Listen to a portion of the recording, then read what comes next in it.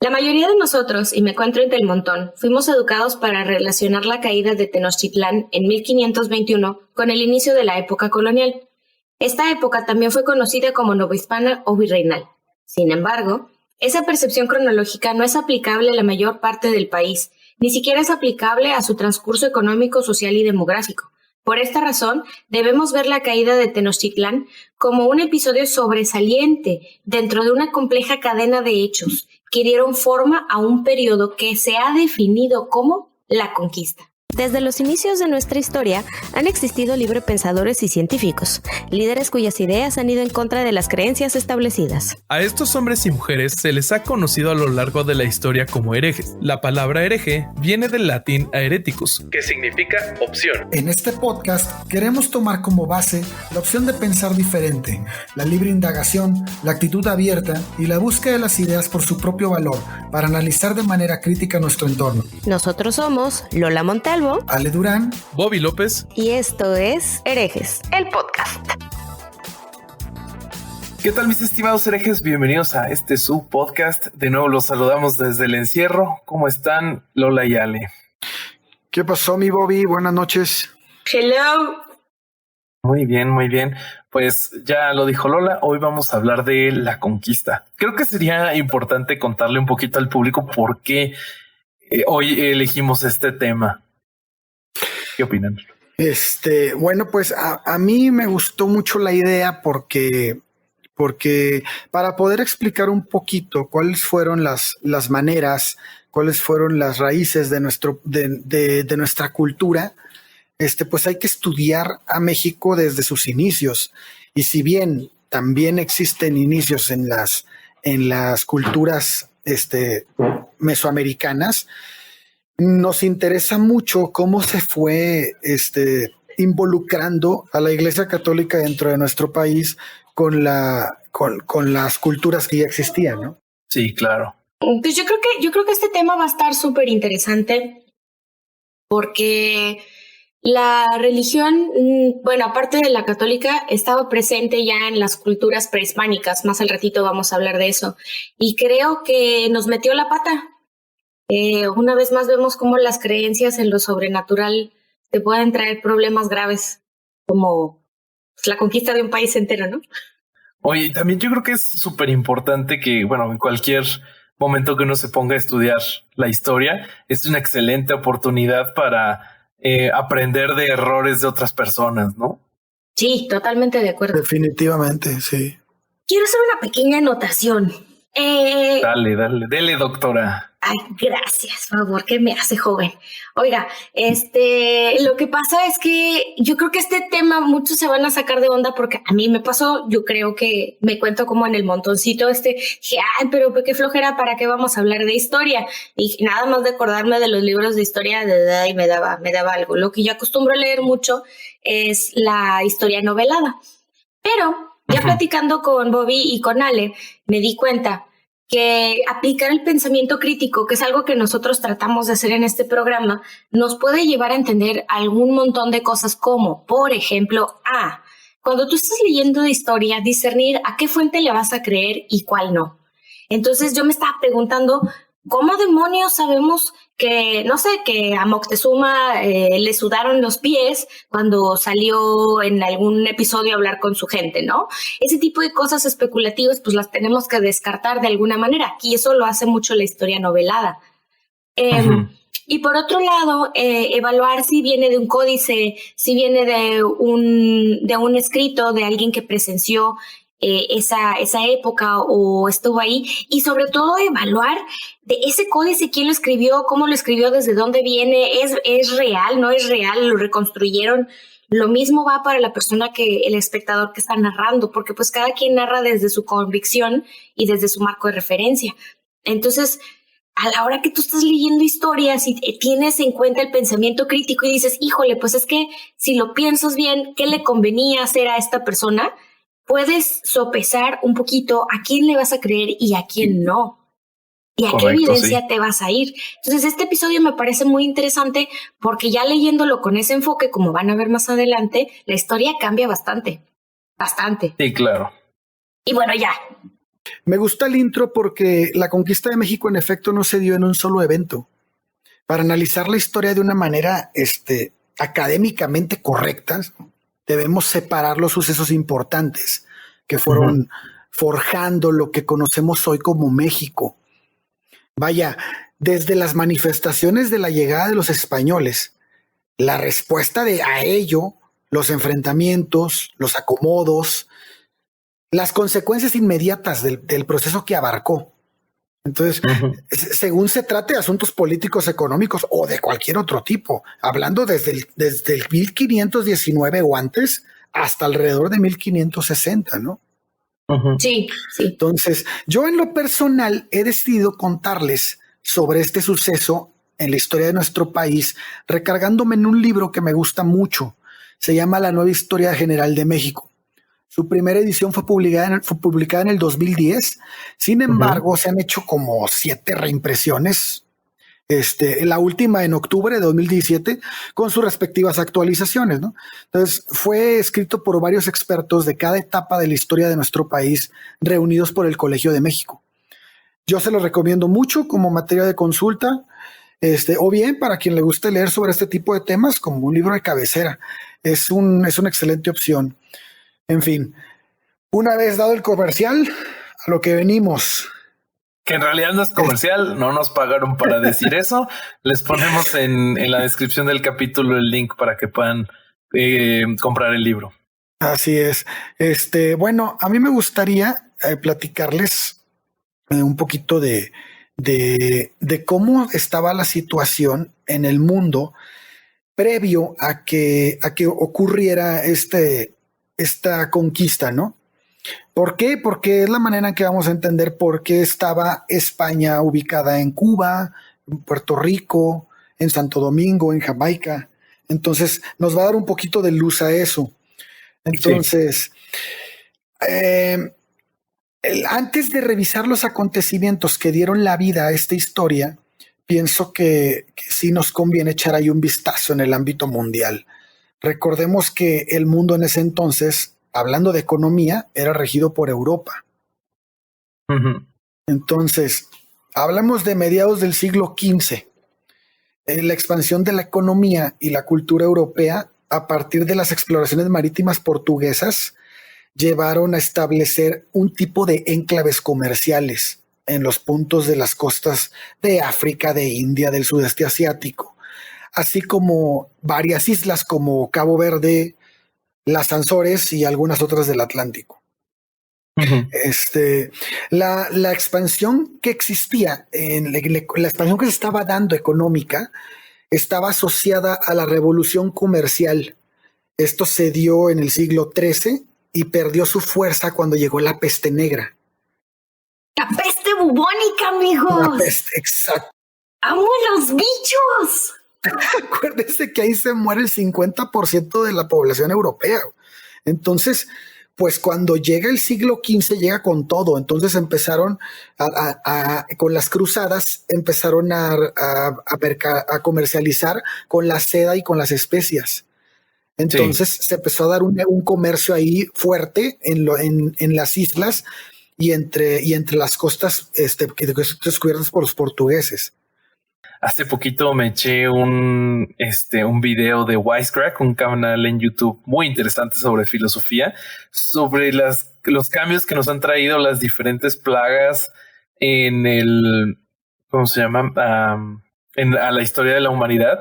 Y si no mal recuerdo, lo que vi en ese capítulo es que cuando empieza a pegar la peste negra es que se inventa la cuarentena. Ah, sí. Sí, porque duraba 40 días, ¿no? No, sí, es que me encanta esa anotación porque pues está muy de moda, ¿verdad? Sí, no, está muy de moda esto. Por eso yo vi el video, porque está de moda. Oigan, bueno, entonces la economía azucarera que se estaba dando, hay que precisar que se estaba construyendo sobre la base del trabajo esclavo. Sí, claro. Porque en ese entonces estábamos hablando es importante esto porque fueron los primeros movimientos significativos de población y se dieron en este contexto y fueron los esclavos provenientes de Guinea y Angola llevados por los portugueses a trabajar en estas islas. Ujú. Ay, qué belleza, la distribución de los parásitos y la zoonosis. Oye, pero yo tengo una pregunta, o sea, ¿por qué siendo Europa así como que pues el centro de toda la economía? ¿Por qué si fueron a navegar? O sea, ¿no era mejor como invadir a los de al lado? Sí, era, al principio así era, pero como en ese entonces había caído Constantinopla, se había dado esto en el 1453, lo que de alguna manera había cortado o bien aumentado significativamente el coste de las rutas de comercio terrestre hacia Oriente, pues se vieron forzados a buscar otras rutas alternas y lo encontraron en el mar. O sea, básicamente Constantinopla le cierra el paso al lado de Oriente, ¿no? Sí, fue el Imperio Otomano, creo, el que cierra las. Ahí la caída de Constantinopla fue por el Imperio Otomano y cierran el paso para allá. Hacia el mar Mediterráneo, ¿no? Tuvieron que buscar rutas alternas. Y bueno, esto llevó a los castellanos a reproducir lo que los portugueses habían hecho en las otras islas, en las Islas Canarias. ¿Por qué es importante esto? Porque vamos a ver esa misma reproducción de acciones en Cuba. Sí. ¿Cómo? ¿Cómo en Cuba? Ah, por parte de los españoles. Ah, ok. Ajá. O sea, los españoles acopian la forma de trabajar de Portugal, llevando esclavos para trabajar el azúcar en las islas, lo hacen en las Islas Canarias los castellanos, y eso van a replicarlo después en las islas como Cuba, Santo Domingo, Jamaica, Puerto Rico, y luego cuando lleguen a México, quienes van a copiar la forma de llegar de los españoles van a ser los portugueses en las costas de Brasil. Ah, ya veo. Entonces, por eso es importante como que destacar eso. O sea, sí que se copiaban como todas las maniobras, ¿no? O sea, si los portugueses se salieron al mar, pues, bueno, y también los diseños de los barcos, también ahí. Pues es que eran vecinos, pues son vecinos. Sí, bueno, son vecinos y también tenían ahí una relación interesante de amor-odio. Así es. Vamos a irnos como por una línea del tiempo, más o menos. Vamos a agarrar, ya dijimos cómo se encontraba el mundo, cómo estaba el comercio dividido, qué estaba pasando.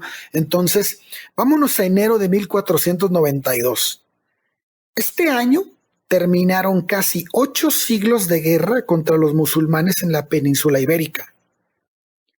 Es la reconquista española, ¿no? Los reyes católicos entran triunfantes a la ciudad de Granada, la cual es entregada a los cristianos por el gobernador, el último gobernador nazarí, que era Abu Abdallah Mohamed XII, o decimosegundo, como le quieran llamar.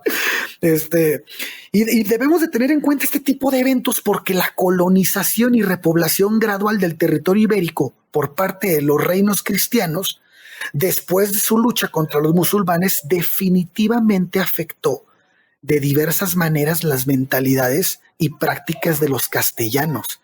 Y estas las vamos a ver reproducidas cuando lleguen a Mesoamérica en 1519. Sí, claro. Sí, totalmente. Sí, no, el hito de la Alhambra, de la entrega de la Alhambra, de la conquista de la Alhambra fue algo impactante, ¿no? Isabel, la católica, tenía jurado y perjurado. Se podría decir que hasta casi se cortaba una manita si no lograba este hito en vida. O sea, esa era una promesa que ella había hecho a la iglesia y a sí misma. Entonces, dado ese contexto que precisa Lola, o sea, el contexto histórico mundial que se estaba dando y por qué ella era así, todo el relajo que estaba pasando, en esa época, es ahora más fácil entender por qué los reyes católicos financiaron ese mismo año el viaje de Cristóbal Colón en busca de las Indias. Uh-huh. Sí. Era obvio, tenían el deseo de participar en los circuitos comerciales que se habían formado por Portugal. Uh-huh. Entonces, Cristóbal Colón llega a Cuba ese mismo año y comienza una nueva etapa, ¿no? La ocupación española en Cuba, Jamaica, Santo Domingo y Puerto Rico, como dijimos hace rato. Entonces, esta fue la réplica de las Islas Canarias. ¿Qué queremos decir? Ya vamos 2 veces que decimos la réplica. ¿Por qué la réplica? Ahí les va. Son 4 puntos. Ocupación violenta, producción de azúcar, colapso de la población nativa, introducción de esclavos africanos. Uh-huh. Eso se dio en todos esos lugares. La misma forma. Pero ¿qué pasa cuando llegan a Cuba y cuando más bien de Cuba toman la iniciativa de llegar a América? Incluso desde la llegada a Cuba, el interés de los castellanos ya había cambiado, porque ya vemos que quieren emigrar a las tierras conquistadas. Ujú. Ya no son nada más hacerlas comercio. Entonces, esto significa hacerlas su hogar, que ya no las exploten como las explotaban, sino imponer un nuevo orden. O sea, ya estamos hablando de formar asentamientos fijos, gobiernos formales, orden jurídico, meter lazos con la tierra de origen, trasladar ganados, vaya, Sí. emprender diversas actividades agrícolas también. O sea, es decir, reproducir en lo posible el entorno cultural y social de Castilla, no hay más. O sea, eso es lo que buscaban. Mudarse de continente de alguna manera. O sea, ya la población ya estaba llegando a un límite en donde pues no eras nadie, no tenías un valor si no eras terrateniente, parte de la nobleza o algo. O sea, vivir bien era una dificultad. Claro. Sí, así es. Esta nueva tierra promete eso, promete riquezas. Así. Entonces, como dijimos antes, todos los acontecimientos que siguieron al sometimiento de los musulmanes en la península ibérica coincidieron en 1492 con la consolidación de la monarquía de las coronas de Castilla y Aragón. Uh-huh. Esta se reafirmó con lo que estábamos hablando ayer, Lola. Se reafirmó al poco tiempo con el ascenso al trono de Carlos V. Sí, efectivamente. Este emperador de Alemania, tenemos que considerar la cercanía que tenía, ¿no? Porque si consideramos que Fernando II de Aragón, Isabel I de Castilla, fueron los padres de Juana I de Castilla, quien a su vez fue la madre de Fernando I de Habsburgo, padre de Carlos II de Estiria, que finalmente es el padre de Carlos de Habsburgo, mejor conocido como Carlos V. Y pues Carlos I. Entonces tenemos una bonita familia en el poder que con la fuerza del nuevo rey pues nos va a dar como resultado una unificación dinástica. Claro. Ujú. Entonces, dadas esas ventajas obtenidas en América, que está lo que está sucediendo, pues ¿a dónde se encaminaba? Pues a que los reinos de España iban a integrar la potencia dominante en el mundo europeo. Sí, porque con todas esas alianzas, la hija de Fernando de Aragón, Isabel de Castilla, se casa con el heredero de Portugal y entonces ya de ahí se da lugar a la migración hasta Alemania, o sea, la parte de Habsburgo, ¿no? Entonces, es lo que comenta Ale es básicamente la unificación de las potencias más grandes en ese momento en Europa. Así es. Para moverse un continente nuevo, desconocido y que promete muchas riquezas. Y ese proceso del que estamos hablando ahorita finalmente se hace realidad con la conquista de México y luego con la de Perú. Y es el resultado del avance de los españoles más allá de las islas, es decir, ya con el continente en sí, ¿no? América continental, que todavía ni siquiera sabían que era América. O sea, Cuba, todavía cuando llegaron a Cuba, ni siquiera ellos tenían todavía creer en las Indias, no entendían bien cuál era la diferencia, ¿verdad? Como 2 millones de kilómetros, nada más. Así es. En 1517 es muy importante porque se da el primer contacto entre el mundo europeo y el mesoamericano. Uh-huh. Recordemos que Cuba se encontraba ocupada por España. Entonces, Diego Velázquez era natural de Cuéllar, a quien le fue encargada la conquista de esa isla, de donde después van a venir los problemas con Hernán Cortés, pero ya no me voy a adelantar. Y que en esos años, acuérdense que fungía como gobernador de Cuba. Entonces, tenía el deseo de expandirse y la aspiración lo llevó a organizar varias expediciones. Sí. Una de ellas por Francisco Hernández de Córdoba, que es donde se da el primer contacto entre el mundo europeo y mesoamericano en la península de Yucatán, y la otra en 1518 por Juan de Grijalva y Pedro de Alvarado. Este viaje es bien importante, güey, porque llegan a las costas de México y Grijalva regresa con oro y noticias acerca de la exuberancia de las culturas maya y mexica. Entonces esas noticias son de mucho interés para Velázquez. Sí, claro. Había también en ese momento algo que estaba pasando muy importante en Europa. A ver. En 1517 estaba comenzando la Reforma Protestante. ¡Efectivamente!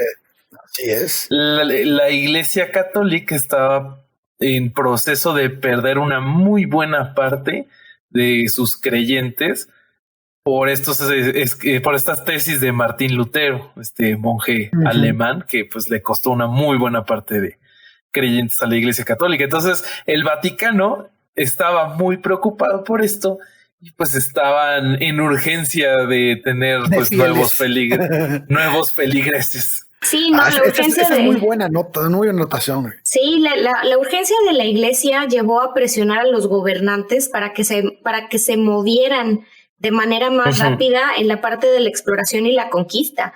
Casi se podría decir que les cobraban piso. O sea, les decían, es que no vas a ser un buen gobernante, no eres digno de ser el elegido por Dios, porque acordémonos que todavía en ese momento, estamos hablando de 1500, la Edad Media Alta, todavía en ese momento se creía que los reyes, que los gobernantes eran elegidos por Dios. Entonces, básicamente el Vaticano les pedía piso a los gobernantes con respecto a dinero, a tributos, a tierras, a feligreses. O sea, el gobierno monárquico tenía la obligación de contratar frailes. Los frailes eran empleados del rey y de la reina. Claro. Pero lo más curioso de eso es como en realidad no era como porque el Vaticano los estuviera obligando, pues los reyes eran muy creyentes, pues los reyes católicos, nada más por poner un ejemplo. Además venían de pelear, ¿no? Acuérdate la guerra que se aventaron. Sí, no, y justo que el Vaticano tenía una línea directa con ellos de comunicación y en muchos sentidos, el Vaticano dictaba qué ocurría. Pues lo que platicamos hace rato de que cuando Portugal y España empiezan a tener conflictos sobre quién se iba a quedar con qué parte de América. Creo que inclusive si tuvieron conflicto bélico, no me acuerdo. Sí, hubo, sí. Sí, y pues el Vaticano intervino, detuvo tenía tanta autoridad a los ojos de los reyes que pudo detener el conflicto y les dijo a quién le tocaba qué, y pues así se continuó la colonización de América. Y aparte que eran reyes que no se tocaban el corazón. O sea, acuérdate cómo la matanza de los judíos en Navarra. Sí, la noche de San Bartolo. ¿Cómo? La noche de San Bartolo, las casas. Es horrible. Y además en un chorro de lugares se dieron matanzas de judíos porque los querían sacar. Eran o te conviertes o te mueres o te vas. Sí, era una convicción férrea. Si algún día tienen la oportunidad de ir a la Alhambra, al tour de la Alhambra, se los súper recomiendo. Aprendes muchísimo de la mentalidad que tenía Isabel la Católica en ese momento. O sea, no por nada era la católica. Era una especie como de unión a una secta en donde estaban totalmente lavados del cerebro. O sea, tenían que colonizar, tenían que adoctrinar, tenían que esparcir sus costumbres. Entonces, parte de toda la conquista y del movimiento económico estuvo también dado muy fuertemente con esta creencia de que llevar a su Dios era lo correcto, era lo que tenían que hacer, era una obligación moral. Si no eran buenos reyes, no eran buenos gobernantes. Curiosamente no se tocaban el corazón para no matar gente, como comentábamos ahorita, ¿no? Ese tipo de contrariedades en donde se supone que estás promoviendo hacer el bien sin mirar a quién, pero pues el bien incluye te mato porque no crees y eso es lo correcto. Entonces dices, ok, o sea, baja cero no contiene. Así es. Entonces, para la tercera expedición existieron muchas diferencias para elegir al capitán. Algunos de los nombres que sonaron como prospectos según Bernal Díaz del Castillo en su libro La verdadera historia de la conquista era Vasco Porcayo, Agustín Bermúdez, Antonio Velázquez Borrego y Bernardino Velázquez, quienes eran parientes del gobernador. Entonces muchos soldados, entre ellos Bernal Díaz del Castillo, querían que fuera Juan de Grijalva, por ejemplo, por otro lado. Sin embargo, aquí aparecen dos personajes bien interesantes: Andrés de Duero, secretario del gobernador, y Amador de Lares, contador de su majestad. Y estos dos lo que hicieron fue secretamente acuerdan con Hernán Cortés repartirse entre tres las ganancias de oro, plata y joyas. Cañón. En América. ¿Había complot? Entonces, de hecho, por eso es el enojo después de Velázquez. Entonces, puesta la mesa, ya cuando lo acordaron, le lavaron la cabeza con elogios y recomendaciones para Cortés a Velázquez, que termina dándole el cargo de capitán a Cortés. Uh-huh. Entonces, narra Díaz del Castillo que Antonio Velázquez Borrego y Bernardino Velázquez pagaron unas monedas a un pelado que le decían Cervantes el Loco, creo que Cervantes el Loco. Entonces, para que públicamente expusiera la mala elección de Velázquez al nombrar a Hernán Cortés. Uh-huh. Entonces, ya cuentan que él lo hace público en una ida a la iglesia y lo expone, vaya. Ujú. Pero fíjate que ahí Diego Velázquez, se entera del acuerdo que tenían los otros dos con Hernán Cortés y ordena el detener a Hernán Cortés para que no zarpe. Y entonces él realiza una estrategia así como que de escape y se avienta a la mar, ¿no? A ver, Entonces, ¿quién puso la estrategia de escape? Cortés, ¿no? Cortés, sí. O sea, moviliza a su gente y los hace zarpar. Entonces, y de hecho, Hernán Cortés pierde 5 días. Nadie sabe dónde está y de repente aparece. Entonces se ven todos en la isla de Cozumel. Por eso dicen que el primer lugar al que llegan es Cozumel. Y entonces ahí se entera de la existencia de Jerónimo de Aguilar y Gonzalo Guerrero. Ujú. Entonces, que quienes están viviendo en ese tiempo en Yucatán, ¿no? Ahí en los pueblos mayas, porque ellos habían ido a una expedición a Jamaica y naufraga el barco y la corriente los avienta a Yucatán y los agarran presos los nativos. Y entonces eran 20, pero Pues hacen compas. nada más sobrevive Jerónimo de Aguilar y Gonzalo Guerrero. Uh-huh. Cortés envió cartas a ambos para invitarles a integrar su ejército privado. Y Jerónimo de Aguilar accedió, mientras que Gonzalo Guerrero se niega, ¿no? Y argumenta que tenía una familia y que la cual no dejaría. Y Jerónimo de Aguilar va a servir de intérprete de Cortés.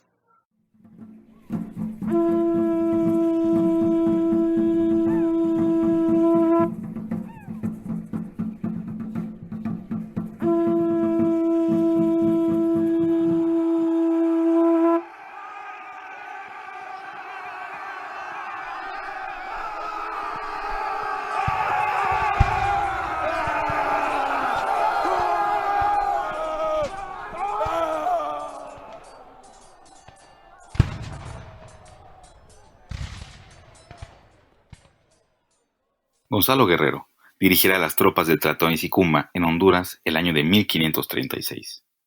Se lanzará a la batalla defendiendo los intereses del pueblo maya. Con su labio inferior y orejas perforadas será alcanzado por el disparo de un arcabuz. Un informe del 14 de agosto de 1536 describirá el hallazgo del cuerpo de un hombre blanco, vestido como indígena, con el pelo trasquilado, a la manera maya, pintado y con toda la apariencia de un indio. A medio camino entre la historia y el mito, emerge en su honor una estatua en el Paseo de Montejo de la ciudad yucateca de Mérida. Ataviado como los jefes militares mayas, Gonzalo Guerrero es el choque de dos culturas, ubicado justo en medio entre la ideología indígena y la sangre española. Es el padre del mestizaje. Nos enseña que no somos indígenas, no somos españoles, somos sencillamente seres humanos que estamos enamorados de nuestra tierra y nos llaman mexicanos. Primer mexicano. Sí, güey. Él dio a los primeros mexicanos. Y es que el rollo con Gonzalo Guerrero es que este señor llegó a ser un jefe militar. O sea, este señor realmente tuvo las ganas de comprometerse con una sociedad y una cultura nueva. Se encontró una esposa, era una princesa maya, hija de uno de los líderes más importantes que se llamaba Nacha Can, maya. Y bueno, pues produjo a los primeros mestizos. Y el hecho que un náufrago haya sido recibido, aceptado y promovido dentro de las filas de una sociedad indígena que eran considerados por muchísimo tiempo como unos salvajes, nos habla de una inteligencia superior en el sentido de aceptar diferencias, conciliarlas e integrarlas. Eso es mucho decir. Así es. Eso a mí se me hace un personajazo porque nos deja ver justo lo que estábamos hablando antes de grabar, que Bobby hizo una pregunta muy interesante del nacionalismo. Él elimina ese nacionalismo. Él dice, yo aquí me siento bien. O sea, no sabemos hasta dónde llega el mito y hasta dónde realmente es una historia, pero el simple hecho de haber escrito una carta contestándole a Hernán Cortés, diciéndole, no voy a ir, ¿por qué? Porque yo ya tengo mi vida aquí. O sea, estamos hablando de una persona que elige quedarse con los indígenas. Totalmente. O sea, es nuestra versión de Danza con Lobos y El Último Samurái y Avatar juntos en México. Sí, ya sé. Está padrísimo. Qué gran manera de mostrar que son refritos una y varias de esas. Sí, gracias. Y tengo un buen amigo que me escribió en Facebook que me dice que no es el único personaje que vivió esto. O sea, que hay varios personajes españoles que prefirieron a los indígenas. Órale. A mí, con todo esto, lo único que me queda en la cabeza es que si yo me hubiera enterado de este tipo de historias cuando estaba estudiando en la primaria, en la secundaria, inclusive en la prepa, me hubiera volcado totalmente a todo esto. Está súper interesante. Yo sí lo sabía en la prepa. Tuve 2 excelentes profesores de historia que sí me contaron de estos 2 personajes. Fíjate que yo no conocía la historia de Gonzalo Guerrero, ¿eh? No, la no, conocí, no ahorita, hace rato, este año, pero nunca la había escuchado. No, yo es la primera vez. La verdad es que este estudio me reveló un montón de cosas que no me había puesto a estudiar nunca. Entonces, hasta ahorita en la novela de Hernán Cortés contra los españoles y contra todo mundo, Hernán Cortés contra el mundo. Ahorita ya en 1519, Hernán Cortés se sale de Cuba, pero hecho la mocha porque Diego de Velázquez ya lo traía entre ceja y oreja, ¿no? En este punto, este señor ya tenía una orden de arresto porque ya le habían lavado la cabeza, todo lo que nos contó Ale, y llega a Cozumel, se encuentra en Cozumel, que era un centro ceremonial súper importante de los mayas, hace el primer contacto. Se entera de estos 2 personajes, manda cartas, le llegan cartas y luego se va bordeando toda la costa y llega a Zempoala.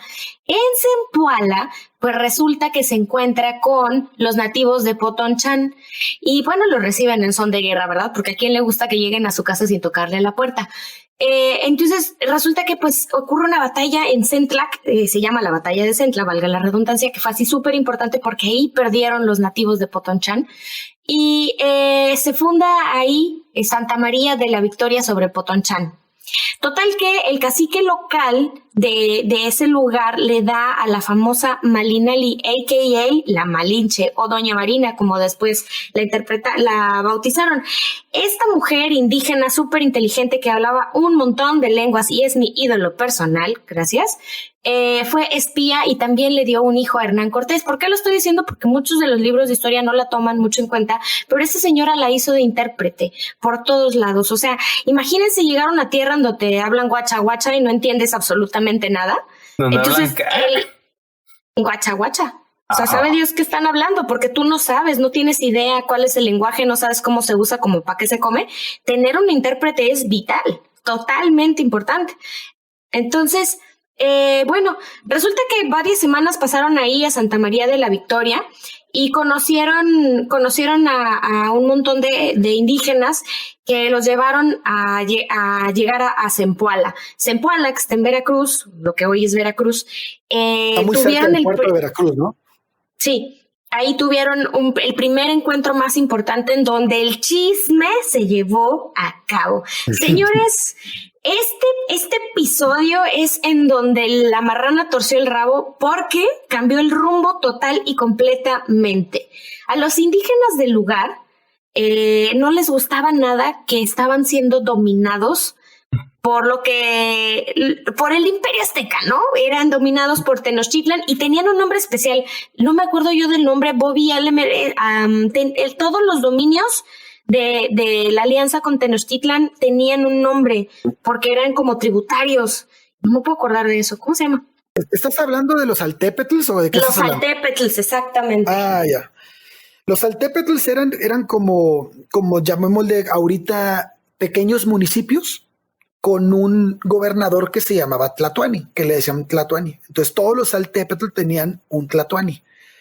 Y había Altépetl de distintos tipos de jerarquía. O sea, había, por ejemplo, estaba Teotihuacán, que tenía el güey Tlatoani, ¿no? Y es un Altépetl gigante, poderosísimo. Digo, Tenochtitlán, perdón. Estaba Tenochtitlán, que tenía el güey Tlatoani y era pues, el rey, ¿no? Y tenemos a otros Altépetls que eran mucho más chicos, y algunos independientes, algunos dependientes, algunos tributarios, y pues son los que se refiere Lola. Pero síguele, Lola. Entonces, a lo que venía con lo del Altépetl es que estos lugares, bueno, los caciques locales eran los que tenían todo el negocio aquí, eran los que mandaban, hacían y deshacían. Uno de esos caciques locales invitó a Hernán Cortés y a toda su tropa a sus palacios. Y entonces, así como, pues no había café antes, pero el equivalente en indígena, imagínense, los echaron ahí el chal súper bien. y a Cortés le informaron que, pues bueno, Tenochtitlan estaba organizado en tres centros de poder. Tenochtitlán, que era la ciudad capital, Tlacopan y Texcoco, ¿ok? El resultado de todo esto es que, bueno, Tenochtitlán era como el non plus ultra y todo lo demás estaba debajo, inclusive Tlacopan y Texcoco, ¿no? Otras cosas de las cuales se enteró es que, bueno, en Tenochtitlán estaba el sumo Tlatoani, ya sin tono de sorna, como en pasadas ocasiones hemos tenido aquí en México en los últimos presidentes. El sumo Tlatoani, de verdad, era Moctezuma II. Oigan, que una pequeña anotación antes de que nos sigamos. Algunos historiadores anotan que el nombre de Moctezuma era en realidad, o se pronuncia en realidad, Motecuzomas o Coyotzin. Nada más que los españoles no lo podían pronunciar o les costaba trabajo y lo terminan cambiando a Moctezuma. Su antecesor lo que hizo fue expandir el territorio de una manera impresionante, o sea, de la costa del Pacífico a la costa del Golfo. Era un territorio bruto. Y Moctezuma II lo que hizo es que, bueno, empezó a disuadir toda la política local que existía. Entonces hubo represiones violentas muy fuertes y esto sirvió para asentar el poder sobre las nuevas tierras, pero lo más grave es que depuró las élites locales y entonces introducía a los suyos y mandaba al ejército a reprimir rebeliones. Aquellas campañas pues fueron financiadas por los altépetls y bueno, los nuevos territorios pagaron impuestos y muy altos y no nada más se les pedía dinero, se les pedía también tributo en humanos, porque nosotros sabemos que pues aquí en México se acostumbraba a sacarle el corazón a la gente, luego los descapitaban y los tiraban por las escaleras. Yo creo que era una especie como de desahogo de la ira o una cosa así por el estilo. A veces a uno le dan ganas de hacer ese tipo de asuntos y te acuerdas que pues no puedes, ¿verdad? Pero lo chistoso de eso es que no todas las culturas que vivían en Mesoamérica tenían esa tendencia hacia la violencia. De hecho, hay registros de que cuando llegaron en ese momento aztecas al lago de Texcoco, ese tipo de prácticas horrorizaron a las otras culturas y fue lo que hizo que los desterraran hacia la isla que estaba en el centro del lago. Pero también es importante decir que los aztecas llegaban a matar al tributo de otro altépetl. O sea, el tributo que le daban no era siempre en especie o no era siempre en trabajo. Había también en sacrificio. Sí. Y esto lo van a quitar los españoles. Y esa es una llave que les dejaron muy fácil, porque lo vamos a ver después cómo fue que emplearon esto los españoles ante las costumbres indígenas. Yo me imagino que en ese cafecito que se echaron, bueno, cafecito, repito, no había café en esa época, en ese chocolatito que se echaron en Zempoala, el chocolatl, el chocolatl, Hernán Cortés con este cacique, yo creo que salieron a relucir ese tipo de cosas, ¿no? Como ese tipo de negociaciones en donde, oye, pues si yo te pongo a cargo, si yo dejo que tú me mandes, si yo te doy mis soldados, si yo te apoyo para que derrotes a Tenochtitlán, e inclusive hasta puedo llegar a pensar que le dijeron, oye, ¿por qué no se te ocurre, pues tú en tu calidad de semidios, pues echarte a los de Tenochtitlán, ¿no? Como que ya nos caen un poquito gordos y creo que podemos colaborar ahí. Tú me quitas los tributos, yo te doy otras cosas, así ya no matan a mi gente, no me piden dinero, podemos establecer una relación ganar-ganar. No me imagino exactamente cómo pudo haber sido esa conversación, pero me imagino que sí hubo ese tipo de negociaciones, lo cual está súper interesante. Además hay que considerar que señoríos como el de Zempoala, o sea, el altépetls como el de Zempoala, había 1 millar. O sea, para aventar para arriba. Y muchos de ellos eran tributarios de los mexicas. Entonces, más o menos ahí podemos ver cuántos conglomerados de personas querían que los sacaran de eso, ¿no? Sí, totalmente. Porque como les estamos diciendo, no solo era un tributo de monetario, bueno, de especie o de trabajo, sino de sacrificio. Entonces, sí, muchos no querían pertenecer a eso y estaban, pues no se la podías armar de bronca a un imperio como el azteca, ¿no? O sea, no, pues te llevaban a ti de tributo bien fácil. Y entonces, bueno, Hernán Cortés, dentro de toda su astucia, que eso hay que reconocerlo, estableció una cabeza de puente en la isla de San Juan de Ulúa y además más al norte fundó ahora sí la Villa Rica de la Veracruz, con todo y un cabildo, con todo y un cabildo, porque lo que quería él era dotar de legitimidad la conquista. ¿Por qué? Porque este señor ya traía un par de órdenes de arresto de parte del gobernador de Cuba. O sea, no era cualquier cosa. Importante. Eso es súper importante porque ese cabildo lo inicia llegando a Zempoala. Sí. Llegando a Zempoala, todavía no va a existir la Villa Rica de la Veracruz, pero son los inicios. Cortés dice, tenemos que legitimar esto ya. Entonces arma el cabildo y hace escogerse a él como el mero mero. Por supuesto. Y entonces, cuando ve que no todos los 700 personas que iban con él quieren aventarse la lucha contra los aztecas y se quieren regresar, él manda averiar los navíos para que nadie regrese. Entonces los obliga maquiavélico el chavo y a enfrentar la lucha.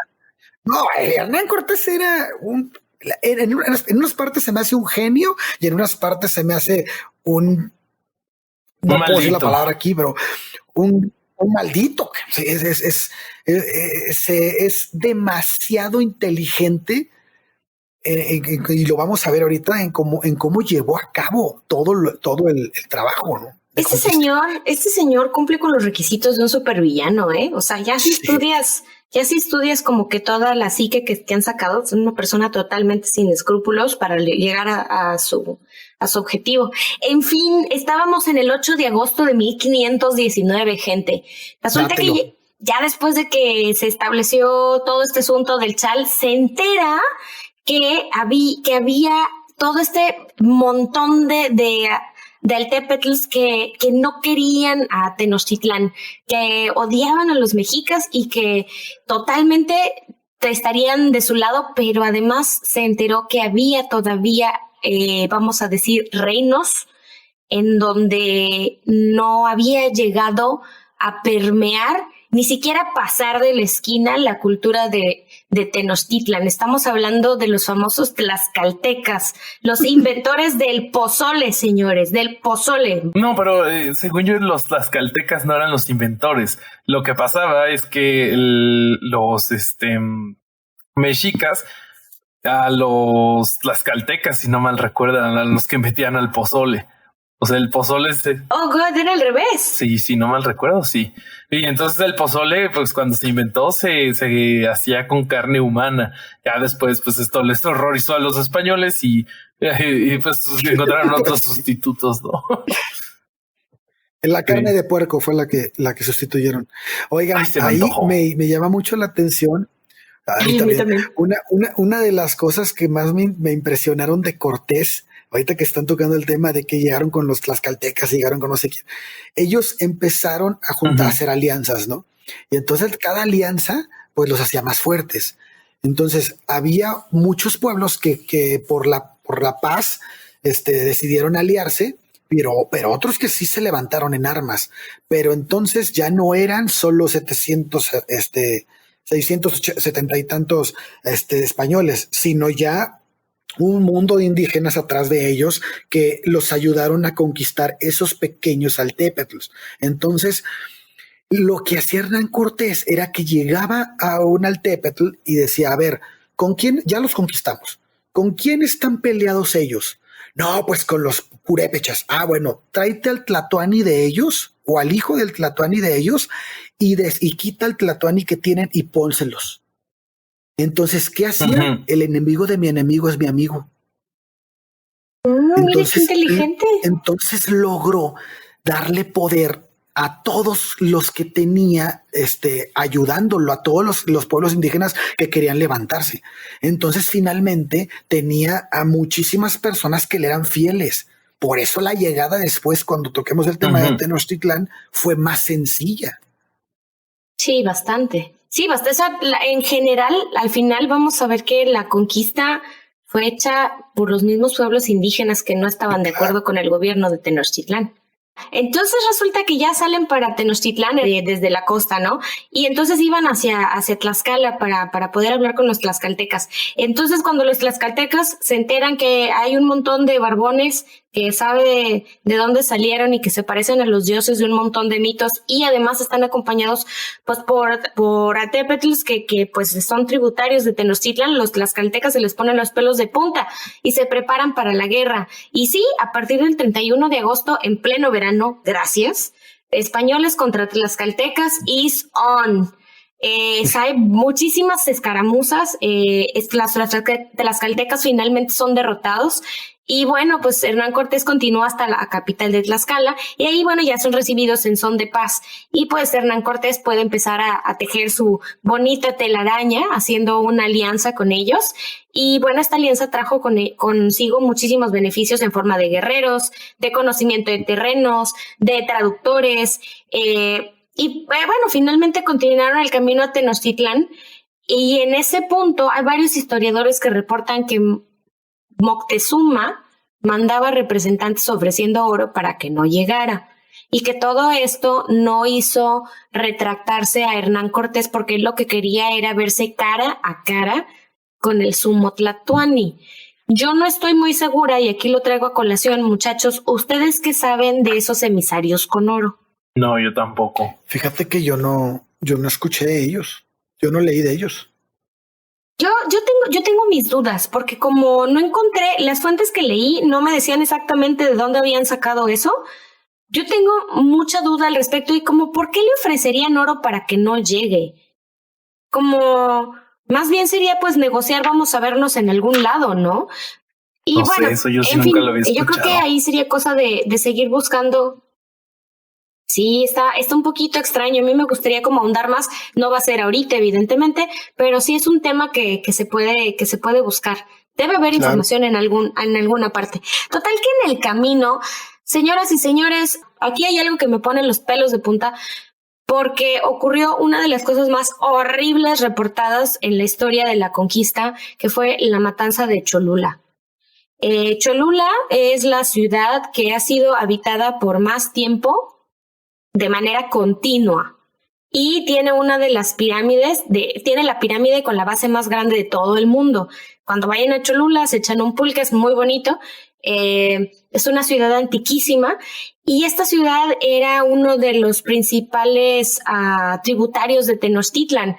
Puebla es conocida como el granero de México, ¿no? Y en ese tiempo pues no era diferente, tenían cultivos de teocintle, no sé si lo dije bien, pero era el maíz ancestral, tenían flores y muchísimos productos de intercambio, ¿no? Entonces hay varias versiones ahí en donde, según esto, recibieron a Cortés y a sus aliados en Cholula. Los cholultecas tenían pleito casado con los tlaxcaltecas, o sea, eso era sabido y no iba a haber vuelta atrás. Entonces los recibieron entre un poquito a regañadientes. Los informantes de Sahagún dicen que Hernán Cortés decidió citar a todo mundo en el palacio, a los cabecillas del palacio, y mataron a 3,000 personas aproximadamente sin motivo. Y por otro lado, Hernán Cortés en una carta escribe que me enteré que me iban a traicionar, entonces pues me les adelanté. No maté más que a las cabecillas, nada más maté a 3,000, ¿verdad? No más maté a las cabecillas, a las cabezas de la población, pero dejé a mujeres y a niños bien sin ningún problema. El punto es que en un día, 3,000 muertos. Gracias. Que esta va a ser una forma de acción que van a implementar mucho, incluso en Tenochtitlán, el adelantarse al ataque. Siempre buscaban atacar primero. Sí, son los ataques sorpresas, ¿no? La noche triste, cuando son derrotados, es porque se adelantaron. Cuando ahí no se ponen muy de acuerdo los historiadores si Hernán Cortés se encontraba ahí o no, pero bueno, al menos el que yo leí, que es Bernardo García Martínez, él manifiesta que Hernán Cortés se regresa a Zempoala porque viene el ataque de Narváez, que fue un enviado por Velázquez para tumbar a Hernán Cortés y que finalmente Hernán Cortés lo derrota y lo encarcela. Efectivamente. Después de haber matado a 3,000 personas en Cholula, para el 18 de noviembre de 1519 Hernán Cortés llegó a la capital y Moctezuma los recibe. Hay un montón de pinturas que relatan esta historia, inclusive Moctezuma los recibió con oro, con comida, con plumas, con atavíos, ¿no? Con muchísima pompa. Y bueno, pues Hernán Cortés yo creo que estaba maravillado, el resto de la gente no creo que estuviera tan contenta, porque pasaron ahí 5 meses más o menos y era como una especie de guerra fría. Los historiadores relatan, tienen en común que había gran parte de la población que no quería a los españoles ahí, que no quería a Hernán Cortés y a sus tropas, y por otro lado había otros grupos que estaban tomando acciones para poner en una especie de juicio a Moctezuma por haberlos recibido. Total que se les hizo la buena después de 5 meses que estuvieron ahí los españoles en Tenochtitlán. El 19 de abril de 1520, ojo, ya brincamos un año, ya vamos de 1519 a 1520. Llega Pánfilo de Narváez a Veracruz para arrestar a Hernán Cortés. Entonces Hernán Cortés, como decía Ale, pues se regresa de Tenochtitlán a la Villa Rica de la Veracruz para enfrentar a Pánfilo de Narváez. Hubo guerra, por supuesto. Varios de los soldados de Narváez se cambian de bando. Hernán Cortés vence a Narváez, pero ¿qué creen? Llegó el enemigo invisible. Ahí llegó la viruela. Terrible. La viruela, con un esclavo, ¿no? Que traía Narváez. Así es, el esclavo negro lo reportan como Francisco Eugía. Llegó con viruela y ahí empezó la epidemia llamada la no puedo decir esto, chicos. Huizahuatl. Llegó la epidemia denominada por los indígenas como Huizahuatl. Que va a ser finalmente la que va a derrotar a los indígenas, ¿no? Efectivamente. Porque los indígenas fueron encerrados en Teotihuacán. Los indígenas fueron encerrados en Tenochtitlán por los españoles y los terminaron prácticamente muriendo de hambre y de viruela. Así es. Entonces, Lola, a ver, déjame ver si estamos en la línea. De julio de 1520 a agosto de 1521, la Guerra de la Conquista de México consistió básicamente en el sitio, acoso y destrucción de la ciudad, ¿no? Sí, el 20 de mayo de 1520 es la matanza del Templo Mayor, de ahí se da la Noche Triste y ahí empieza toda la parte del acoso. Okay. Toda la parte, o sea, el 30 de junio 1520 fue la Noche Triste, ganaron una batalla cuando se estaban yendo, se llama la batalla de Otumba. Y ahí no hay un relato claro, pero sí hay en Tlaxcala una imagen. Y entonces resulta que un soldado o Hernán Cortés se escabechó con una lanza al líder de los aztecas que los iban persiguiendo. Y entonces al ver todo eso, los guerreros mexicas se descontrolaron.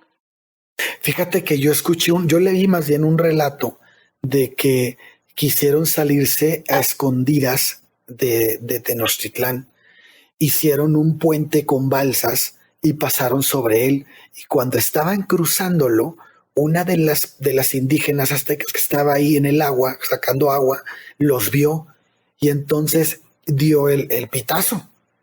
Y lo que pasó fue que empezaron a sonar los tambores aztecas. Imagínate nada más que suenen los tambores aztecas. Te orinas del miedo. O sea, venían todos los guerreros atrás de ellos y es cuando se da esta matanza. Sí, espantosa.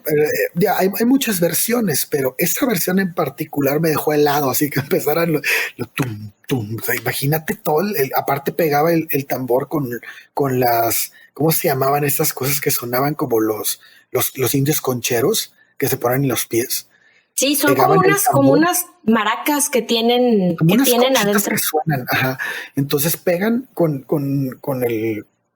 la cosa esta y suena al mismo tiempo el río de las cascañuelas, no sé cómo se llaman, y suenas, o sea, para cuando es sonido de guerra, puta, yo pienso que ahí te haces popó del miedo, ¿no? Sí, no sé. Oye, y creo que serviría para poner un poco en contexto a quienes nos escuchan, que mencionemos pues la ferocidad de los guerreros mexicas. hay algunos reportes de parte de los españoles que mencionan que un guerrero mexica con un macahuitl, que sería la espada que ellos utilizaban, es un pedazo de madera que en los bordes tiene placas de obsidiana.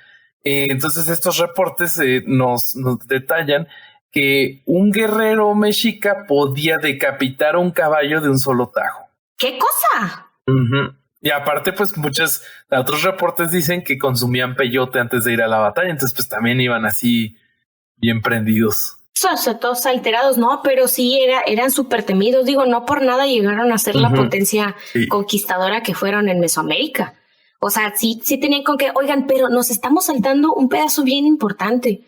Cuando fue lo de la matanza del Templo Mayor, que ahí sí no se ponen de acuerdo si estaba o no estaba Hernán Cortés, ¿no? Estaba con Pánfilo, iba de regreso después de haberse escabechado a Pánfilo de Narváez y de haber entrado la viruela a México y todo este asunto. Y resulta que pues está la matanza del Templo Mayor, matan al montón de indígenas y entonces cuando estaban ya en esa ciudad, en Tenochtitlan, se puso todo súper candente y pues regresa ahora sí Hernán Cortés y pues se quedan en un palacio confinados, ¿no? Pero con todo y Moctezuma. Ah, sí. Sí, porque se lo llevan prisionero. Sí, se lo llevan prisionero y estaban en el templo de Axcayatl y entonces ahí hay una debacle porque no sabemos si Moctezuma acabó muerto por los españoles o acabó muerto por los mismos mexicas, por los mismos mexicas. Yo leí que es del enojo de que no lo sacaba, lo mataron el pueblo. Una pedrada se supone, ¿no? Por ahí en las fuentes les ponemos las versiones diferentes que existen para que usted juzgue de manera crítica cuál le convence más. Este creo que es un excelente ejemplo de lo que decías al principio del capítulo, Lola, de que pues muchas veces el que gana escribe la historia, ¿no? Y pues hay que juzgar siempre los motivos de cada quien. Yo me iría por los motivos y por la evidencia. La evidencia va a estar bien difícil encontrarla, pero sí la perspectiva del narrador creo que sí nos puede como explicar mucho cuál es la condición en la que, o la perspectiva en la que sí lo está apreciando. Entonces ahí dices, ¿le conviene o no le conviene decir esto? Es como cuando de chiquito te robas algo de la cocina y sabes que tu mamá te va a regañar, pero de menso le dices que te volaste el bombón. Entonces, pues te comes el bombón y no le dices que te lo volaste y finalmente se va a dar cuenta, ¿no? Pero pues es ahí evaluar qué es lo que te conviene a ti. Y está mal de todos modos, porque estás diciendo algo que no es verdad. Ok. El bombón. En las palabras de Martín Moreno, debe quedarnos muy claro. En las palabras que utiliza, me gustó mucho lo que dice en su libro. Dice, debe quedarnos claro que la conquista no se logró porque los españoles fueran hombres fuertes y armados, que derrotaron a los débiles, torpes e indefensos indígenas. Esa es una versión que nos acompleja, que nos disminuye. Al igual que en otras guerras, ¿no? No vencieron las armas ni la superioridad militar, sino las bacterias. Y si eso nos hubieran dicho cuando estábamos chicos en la escuela, porque yo me acuerdo que cuando estaba en la escuela nos decían, los españoles llegaron y como eran superiores militarmente, pues arrasaron con los indígenas. Y cuando lees la historia dices, no, o sea, quien conquista México son los indígenas. Entonces estamos hablando de 600 y pico de españoles contra ¿cuántos aztecas? A ver, ¿cuántos aztecas había? Aproximadamente. Había de 230,000 habitantes en Tenochtitlán. Entonces estamos hablando de que esto era mucho más grande que Constantinopla, París o Venecia. A la máquina, ya cuando comparas así. Para que se den una idea. O sea, hay otros historiadores que calculan que había 300,000 habitantes. Otros 700,000 habitantes, contando Tlatelolco. Entonces, supongamos que de esa cantidad, 60,000 eran varones adultos. O sea, suponiendo que menos del 25% de sus habitantes participaban como combatientes, ¿no? Entonces, Entonces, imagínense nada más dónde está la lógica de estos maestros que nos decían que los españoles conquistaron México así. O que nos dieron espejitos. Ándale. O sea, si nos hubieran dicho la verdad desde el principio, no habríamos crecido con ese complejo de minusvalía, porque así crecimos los mexicanos. Uh-huh. Esto es semejante al hecho que dice Lola de que los españoles nos cambiaban cuentas de vidrio por oro. O sea, los indígenas tenían, para mí, un gran defecto. Creían que los conquistadores tenían palos de trueno, dioses encerrados en sus armas de fuego. La intensa religiosidad de los aztecas fue su enemiga. Sí. O sea, todo lo que veían lo veían a la luz de la religión.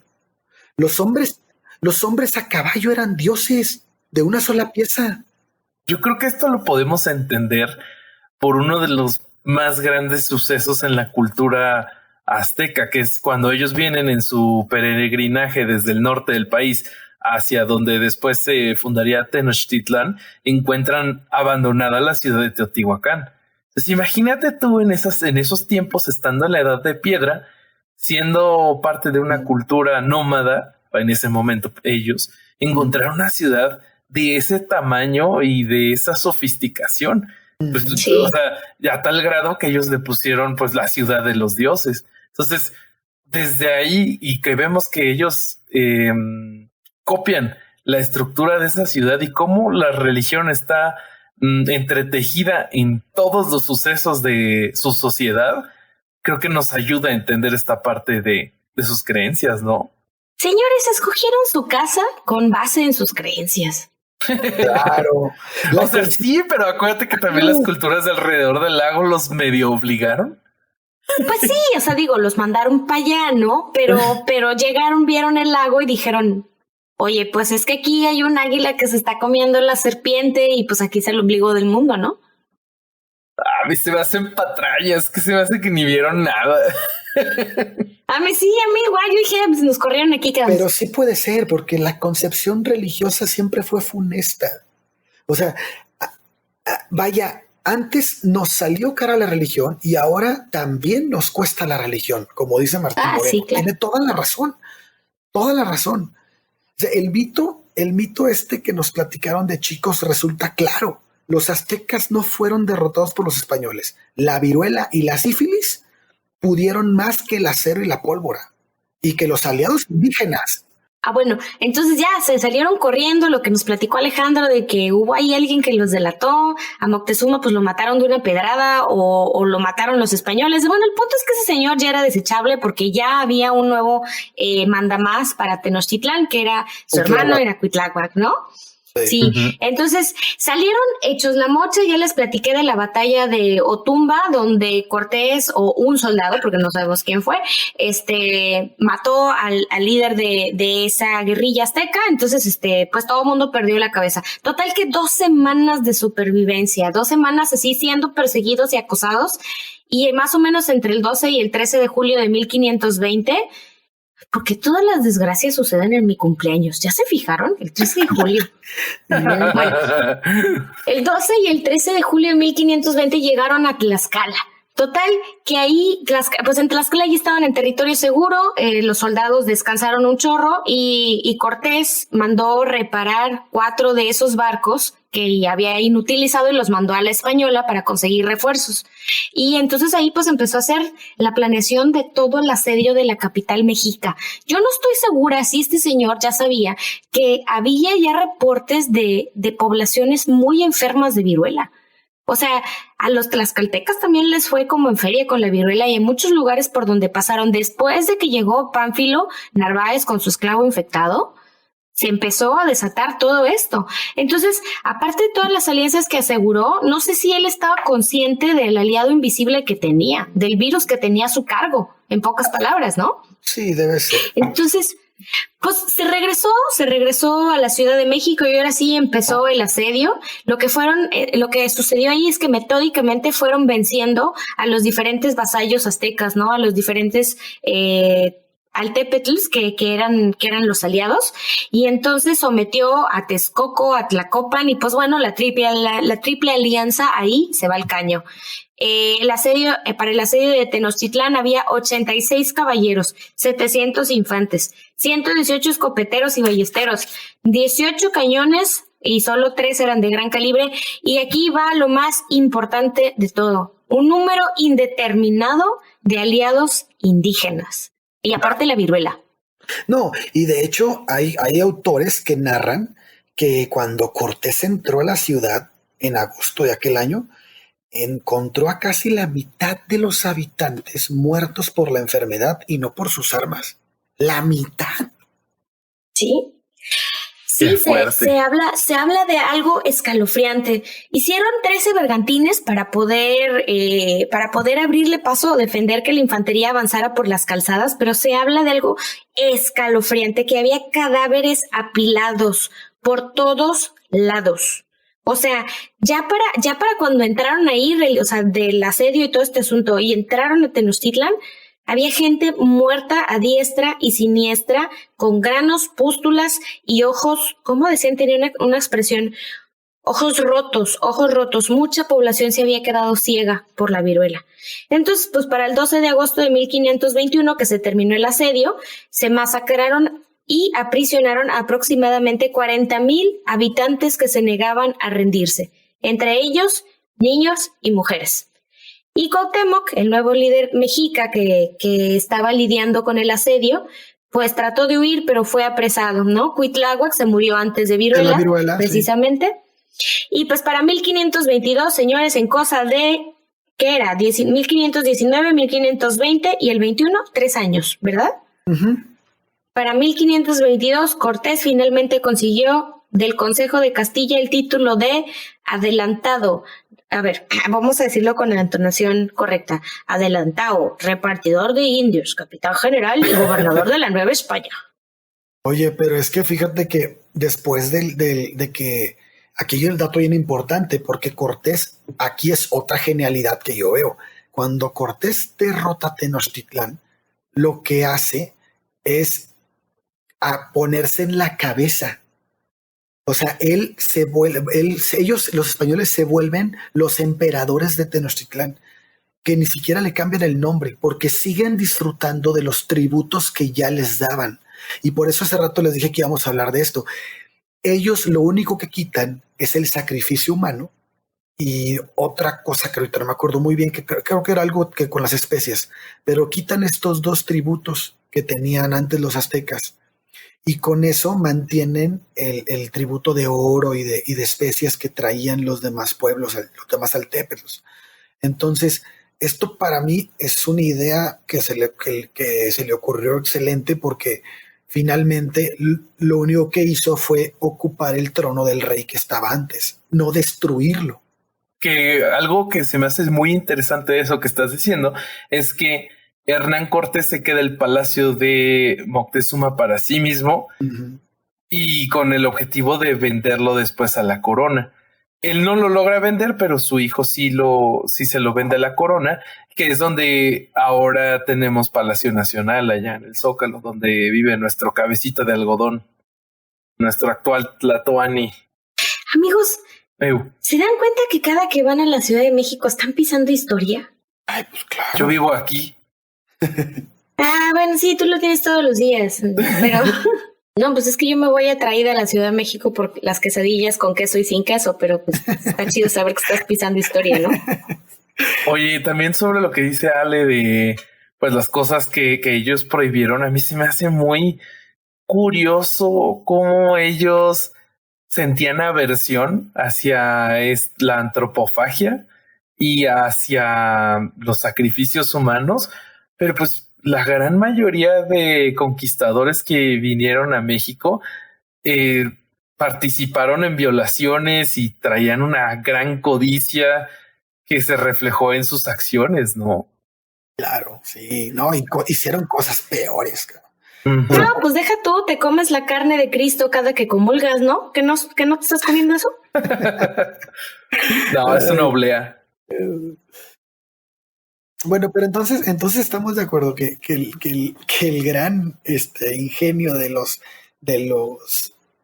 españoles, más bien la gran estrategia, pero que la estrategia les brota estando aquí porque ven cómo está la situación social, fue mucho más, fue incluso menos importante que la viruela. O sea, la viruela fue lo más importante.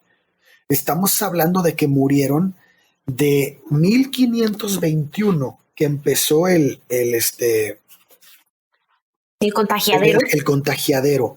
A 1576, la población de indígenas cambió de 25 millones de habitantes a menos de 2 millones. O sea, murió el 90% de los indígenas. Esto, pues con una enfermedad así, con una guerra bacteriológica de este tipo, pues no tienes ni siquiera que disparar. Sí, no. Híjole. Es que me quedé pensando, pues es que el virus de la viruela, bueno, aparte de la peste bubónica, ¿no? Pero la peste bubónica, esa sí es una Yersinia pestis, ¿no? Pero el virus de la viruela sí nos vino como que a tener en nuestra primera pandemia, muchachos. Claro. O sea, ya de veras sí fueron los estragos de algo para lo que no había vacuna y para lo que algunos expertos denominan en poblaciones nativas como virginidad inmunológica. Así es, y no solo la viruela, también acuérdate que fue sífilis. Sífilis, sarampión, sí, y bueno, Cristóbal Colón no se quedó muy atrás, se exterminó a la población de las islas con la gripa, nada más. Digo, no pasó en México, pero finalmente todos estos movimientos de migración trajeron consigo a un montón de parásitos, de virus, en general de enfermedades, de zoonosis, o sea, que estaban, tenían principalmente un animal diferente al humano como principal portador y luego ya de ahí brincaba. O sea, esto no es novedad, esto ha pasado muchísimas veces. Claro. El rollo es que cuando llegas a una población que no había estado en contacto nunca, pues hay un exterminio. Esto pasa hoy en día con todas las tribus que están en el Amazonas excluidas. O sea, el hecho de visitarlos siquiera los pone en riesgo. Imagínate ahora cuando llegan estas personas que son totalmente inconscientes de los hábitos de limpieza, que viajan por meses en barco, que ya llegan pues un poquito pues malitos de la cabeza, ¿no? También locos. ¿Cómo puede llegar a ser este contagio tan terrible en muchos aspectos, no nada más en la parte del virus? Oigan, ¿y qué tal el suicidio colectivo que algunos autores narran? No. ¿Qué? Yo no sé eso, ¿de qué hablas? Dicen que el desánimo, como es de suponerse, también hizo su parte. No en vano se habla de un suicidio colectivo a la voz de déjenos ya morir, pues ya nuestros dioses han muerto. En Tenochtitlán. No sé qué tanta prueba haya de eso, pero pues sí se entiende porque era una sociedad sumamente religiosa. O sea, los indígenas de México eran sumamente religiosos y eso también los diezmó muchísimo. Pues es que imagínate que ellos creían que si no sacrificaban, si no hacían sacrificios periódicamente, era muy posible que no iba a amanecer. Ay, no sé, o sea... Pues terrible, oremos. Oremos. Me quedo pensando si eso tendrá que ver con la mentalidad que hoy por hoy el pueblo de México tiene por creer en algo. Yo creo que sí. Pues estaría bien hacer un tipo de estudio, no sé cómo sea, pero estaría padre. Pero que nos dejen los que nos escuchan sus comentarios en Facebook, a ver qué opinan. Mira, me gustaría tener 4 horas más para seguir platicando de esto, desgraciadamente. A mí también. Tanto tiempo, pero pienso que tocamos puntos que nos van a ayudar mucho a enlazar esto con el virreinato, ¿no? Sí. Que va a ser lo que viene en esta serie de la historia de México, ¿no? Que va a ser algo muy padre, porque la época novohispana o virreinal es donde más se da el asedio religioso. O sea, claro, ahí es cuando tenemos la Inquisición, ¿no? Ahí se va a dar, va a estar muy, muy interesante. chavos, eso es lo que tenemos para ustedes hoy. Espero que lo hayan disfrutado igual que nosotros. Ya saben que si nos quieren seguir en redes sociales, estamos en Facebook. También, si no se han hartado de nosotros, les dejo nuestros usuarios de Twitter por si nos quieren seguir. Si quieren apoyar este proyecto, también estamos en Patreon, en patreon.com/herejes el podcast. ¿Algo más, chavos? No, muchísimas gracias por acompañarnos y nos vemos la próxima semana. Hasta la próxima. Gracias por aguantar el atiborrado de datos. Hasta la próxima. Que estén muy bien. Besitos. Bye. Bye bye.